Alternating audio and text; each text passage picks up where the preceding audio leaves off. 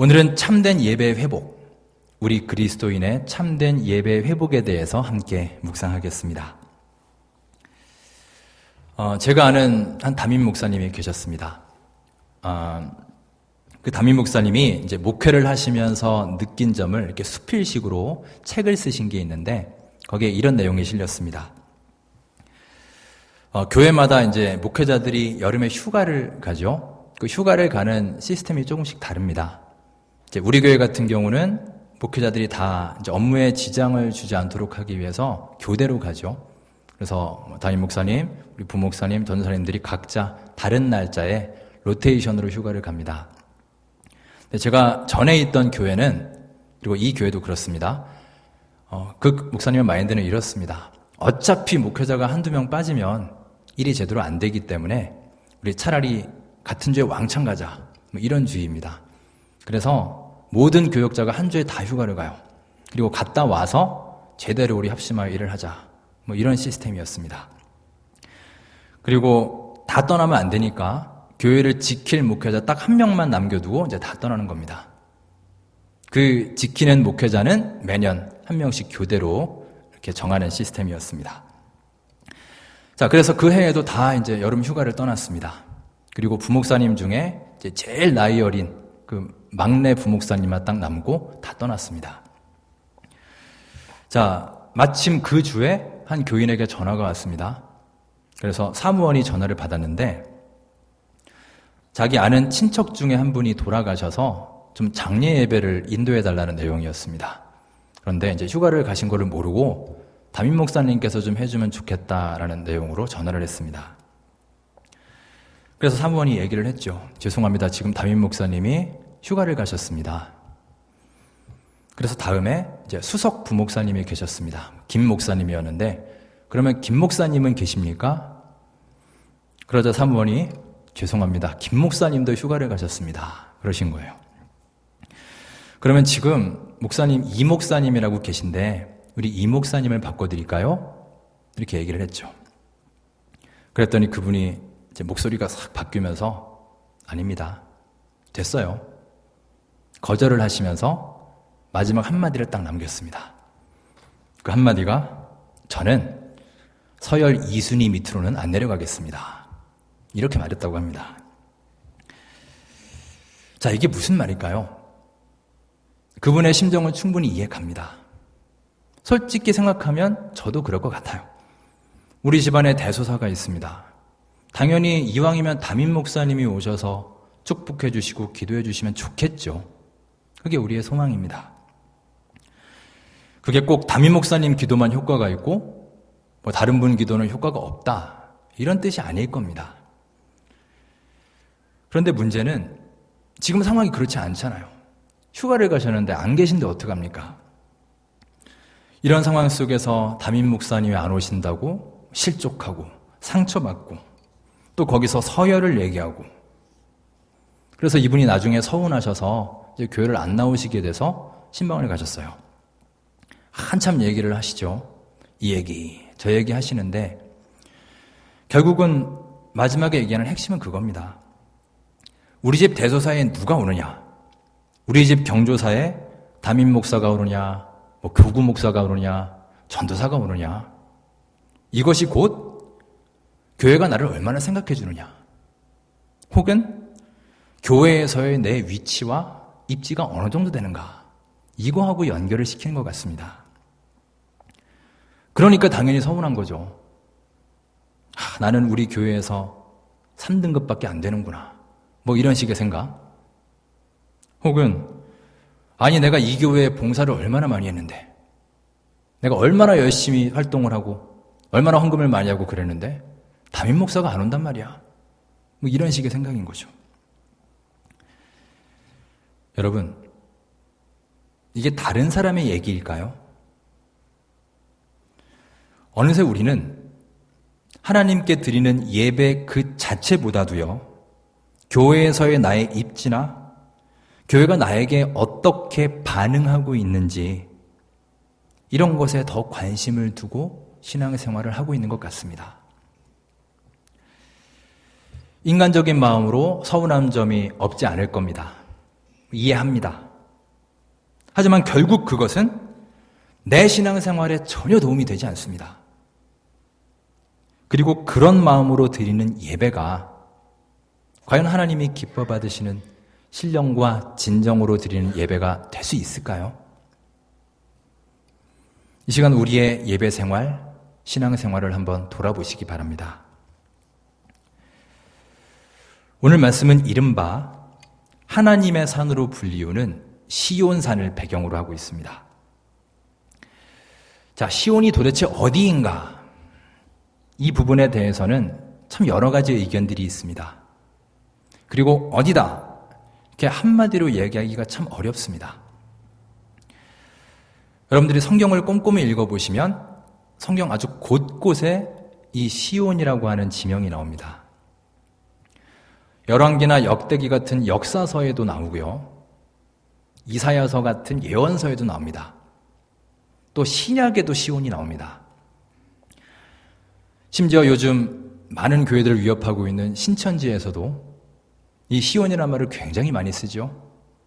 자기들이 곧 시온이다, 성산이다 라고 얘기를 하고요. 신천지 시온 기독교 신학원, 이런 이름도 있습니다. 아주 즐겨 쓰는 말입니다.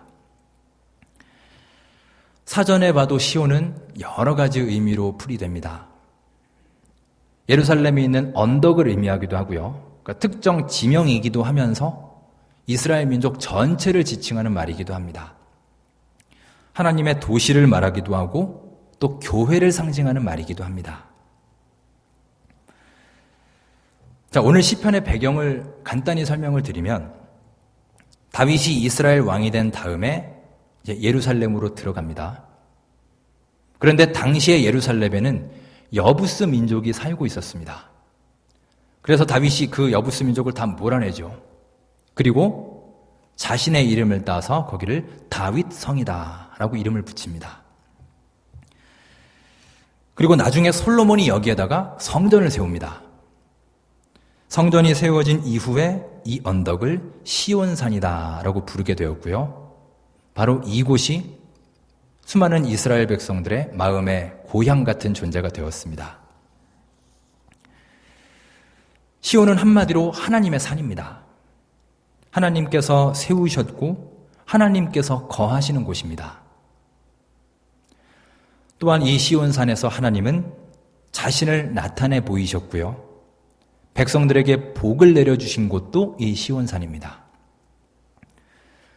나중에는 그 의미가 점점 커져서 예루살렘 전체를 의미하는 말이 이 시온이 되었습니다. 오늘 시편의 기자는 정말 기쁨에 가득 차서 정말 감격에 겨워서 이 아름다운 하나님의 산 시온을 찬양하고 있습니다. 그게 시편 48편의 내용입니다. 자, 우리 본문 2절 말씀을 다시 한번 읽어보면서 자세히 구절을 살펴보겠습니다. 자, 2절 함께 읽습니다. 시작. 터가 높고 아름다워 온 세계가 즐거워하며 큰 왕의 성 곧 북방에 있는 시온산이 그러하도다. 아멘. 터가 높고 아름답다라고 했습니다. 터가 높고 아름답다. 이 말이 무슨 뜻인가 하면 먼저 이 시온산은 지리적으로 높은 곳에 위치해 있었습니다. 그러니까 높은 게 맞습니다. 커다란 골짜기에 둘러싸여 있었습니다. 동쪽에는 기드론 골짜기가 있었고 서쪽에는 흰놈의 골짜기가 있었습니다. 이 시온은 상당히 고지대였습니다. 그래서 이 시온산에 올라가서 아래를 내다보면 아름다운 예루살렘의 모습을 한눈에 볼 수 있었습니다. 그래서 터가 높고 아름답다라고 표현할 수 있습니다. 그런데 우리가 주목할 것은 여기에서 말하는 터가 높고 아름답다라는 것은 단지 외관적이고 자연적인 아름다움을 의미하는 게 아니라는 사실입니다. 바로 시인은 영적인 아름다움을 찬양하고 있습니다. 더 적나라하게 말한다면 왜 시온이 영적으로 아름다운가? 거기가 왜 아름다우냐? 이게 핵심입니다. 경치가 좋아서 아름다운 게 아니라 거기가 골짜기로 둘러싸여 있어서 천연적인 요새가 되고 피난처가 되기 때문에 아름다운 게 아니라 바로 그곳이 여호와 하나님께서 임재하시는 곳이기 때문에 아름답다라는 고백입니다. 이게 시편 기자가 지금 하고 싶은 말이에요. 시온은 하나님의 임재하심을 통해서 수많은 사람들의 피난처가 될 수 있었습니다. 그 산 자체가 그들을 지켜주는 게 아니라 그 의리의리한 성이 그들을 지키고 보호해주는 게 아니라 하나님이 그들과 함께 하시기 때문에 그들의 피난처가 될 수 있었던 거예요. 이것이 이 말씀의 핵심입니다. 결국 이 시온을 통해서 하나님이 그들과 함께하는 이 이스라엘 백성들은 수많은 민족들이 부러워하는 그런 대상이 되었습니다. 자, 오늘날 시온은 교회를 상징하기도 합니다. 자, 여러분 한번 생각해 보십시오. 시온산이 아름답다고 했는데 여러분 어떤 교회가 아름다운 교회인가요? 여러분들이 생각하시는 그 아름다운 교회의 이미지가 다 있으실 겁니다. 우리 교회는 아름다운 교회인가요? 여러분들이 알고 계신 아름다운 교회는 어떤 모습인가요? 성전이 웅장하고 아름다운 교회입니까? 아니면 예배실에 딱 들어가자마자 그 분위기가 너무 거룩하고 예배 의식이 성스러운 교회가 아름다운 교회입니까? 아니면 시스템이 잘 되어 있는 교회입니까? 웅장한 성전이 있는 교회 많습니다. 여기에도 많고 한국에도 너무나 많습니다. 세계에서 제일 큰 교회도 한국에 있고요. 수많은 대형 교회들이 그래도 부족하다고 계속해서 증축하고 또 건축하고 하고 있습니다. 그 웅장한 성전과 그 규모를 한번 보십시오.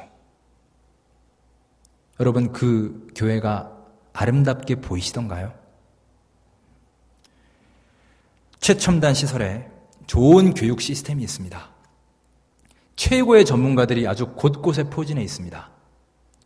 교육의 전문가 중에 전문가가 교사를 하고 현재 방송국 관계자가 방송팀을 맡고 교회 웹사이트에 가보니까요.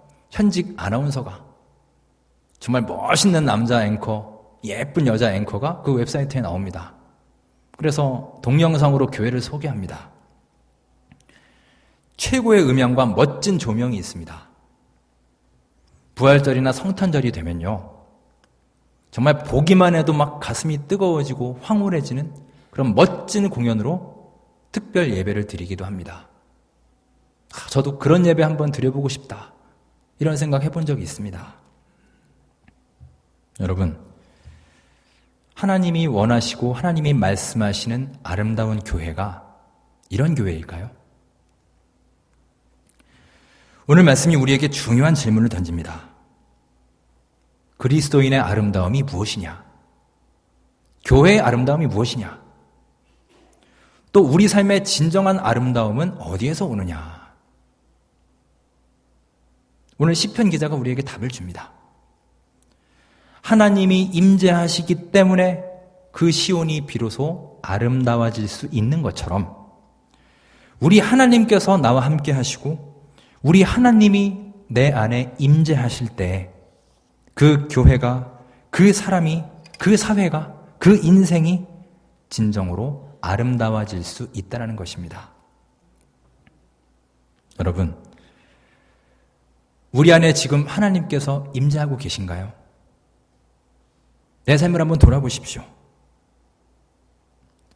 우리는 그동안 얼마나 눈에 보이는 것들, 겉으로 비춰지는 것들, 우리를 둘러싸고 있는 그 껍데기에 관심이 많았습니까? 그래서 거룩한 척하고 살아왔고 행복한 척하고 살아왔고 겉으로 보기에 크고 멋지고 날씬하고 예쁘고 잘생기고 이런 허례허식이 우리의 삶을 지배해왔지 않나요? 지금도 우리는 그런 무거운 짐 속에 살고 있지 않나요? 요즘 한국에서 유행하는 신종 용어들이 참 많습니다. 엄밀히 말하면 몇 년 된 얘기니까요. 신종 용어들도 아닙니다. 한번 들어보신 분 계실 겁니다. 성괴란 말 들어보셨나요? 네, 성괴, 성형 괴물입니다. 의란성 쌍둥이. 이란성 쌍둥이가 아니고 의란성 쌍둥이입니다. 뭔지 아세요? 네, 성형외과의 손을 통해서 그렇게 탄생한 쌍둥이라는 거예요. 요즘 TV에 나오는 가수들 한번 보십시오. 아이돌 가수들 누가 누군지 구분이 안 갑니다. 똑같이 생겼습니다. 한 번은 미스코리아 대회를 하는데 1번부터 50번까지 후보가 사진이 딱 인터넷에 올랐어요. 제가 집사람하고 같이 보는데 당최 누가 누군지 구분이 안 갑니다. 그 애가 그 애 같고 얘가 걔 같고 똑같습니다. 심지어 의느님이라는 말도 생겼습니다. 의느님, 의사 플러스 하느님입니다. 성형외과 의사의 손을 거치면 불가능이 없다는 거예요. 다 가능하다는 겁니다. 전지전능하다는 뜻입니다. 저는 성형을 비판하려는 게 아니라 이 시간 진짜 아름다움이 무엇인가 한번 생각해 보고자 이 말씀을 드립니다. 사랑하는 여러분, 우리 하나님께서 내 안에 계시고 하나님이 내 삶에 거하실 때 우리는 그 하나님을 통해 비로소 그리스도의 빛과 향기를 전파할 수 있는 겁니다. 그리고 그 빛과 향기를 통해 우리가 함께하는 많은 사람들에게 우리는 아름다운 존재가 될 수 있는 거예요. 여러분, 우리 주 하나님 안에서 진정한 아름다움을 소유할 수 있는 우리 모두의 삶이 되시기를 간절히 바랍니다. 이스라엘 백성의 삶의 중심은 시온산입니다. 이 시온산에는 무엇보다 하나님을 예배하는 성전이 있었습니다. 다시 말하면 그들의 삶의 중심은 예배였던 겁니다. 철저하게 그들의 삶은 한마디로 예배하는 삶이었습니다. 자, 본문 9절 말씀을 우리 다시 한번 읽어보겠습니다. 시편 48편 9절 함께 읽겠습니다. 시작. 하나님이여, 우리가 주의 전 가운데에서 주의 인자하심을 생각하였나이다. 아멘. 하나님의 전에서, 주님의 전에서 주님의 인자하심을 생각하였다라는 고백입니다. 당연히 하나님의 산이 그들 삶의 중심일 수밖에 없습니다. 그리고 여호와 하나님이 그들이 진정 아름다워질 수 있는 원천이 되는 거예요. 이스라엘 백성들의 삶을 돌아보십시오. 무려 430년 동안 애굽 종살이를 했습니다. 430년입니다, 여러분. 또 40년간 광야 생활을 했습니다. 합치면 거의 500년입니다. 강산이 50번도 변했을 그 길고 긴 시간입니다. 그 긴 시간 동안 얼마나 많은 위기와 고통이 있었을까요? 얼마나 많은 어려움이 있었을까요? 하지만 그 속에서도 여러분, 굳건하게 그들을 지켜준 것이 무엇이냐? 그것은 바로 무엇보다 예배의 힘이었습니다. 다른 어떤 것도 소용이 없습니다. 바로 그것입니다. 하나님을 예배하는 공동체였기 때문에 그들은 그 긴 500년의 시간 동안 애굽의 문화에 동화되지 않고 그들의 신앙을 저버리지 않고 그 여호와 신앙을 참아내고 유지할 수 있었던 것입니다. 최대봉 목사님의 예배에 목숨을 걸라라는 책에 보면 예배에 대해서 몇 가지 비유를 하고 있습니다. 첫째로 예배는 밥이다 라고 비유를 하십니다. 예배는 밥이다. 이게 뭐냐 하면 절대로 거르고는 살 수 없다라는 뜻입니다. 두 번째, 예배는 탯줄이다 라고 말합니다. 왜냐하면 생명의 통로가 되기 때문이다. 기도와 말씀과 찬송이 있는 예배는 성도의 생명을 유지하는 영적인 종합 비타민이다. 예배에 목숨 걸어야 인생이 바뀐다. 자신 있게 최 목사님은 말하고 계십니다. 여러분, 우리의 삶에서 예배가 무너지면 우리도 무너지고 맙니다. 예배는 우리 그리스도인의 삶을 지탱해주는 핵심이요 기둥이기 때문입니다. 물론 여기에서의 예배는요, 그저 교회에 오는 것, 예배당에 와서 앉아있는 것을 의미하지 않습니다. 매주 예배당에 와서 자리 지키고 앉아있다고 해서 하나님이 그 예배를 기뻐 받으시는 게 아니지 않습니까? 제가 어렸을 때 주일학교 선생님이 해주셨던 얘기가 하나 떠오릅니다. 저는 모태신앙입니다. 그래서 어렸을 때 신앙이 이렇게 깊진 않았지만 그래도 주일만 되면 교회를 꼬박꼬박 갔겠죠. 하루는 선생님이 저를 앉혀놓고 물으셨어요. 아마 좀 자극을 주려고 하신 말씀 같습니다. 지금 예수님이 너에게 오셔서 얘야, 너는 하나님께 예배를 얼마나 많이 드리고 있니? 이렇게 물으신다면 너는 뭐라고 답할래? 이렇게 물어보셨습니다. 저는 주일마다 교회 와서 예배 드리니까 1년에 50번 정도는 예배 드리겠네요. 오늘도 예배 드렸잖아요. 이렇게 대답했습니다. 그러다 선생님이 하시는 말씀이, 그래? 혹시 예수님이 너에게 이렇게 말씀하시진 않을까? 네가 오늘도 예배 드렸다고?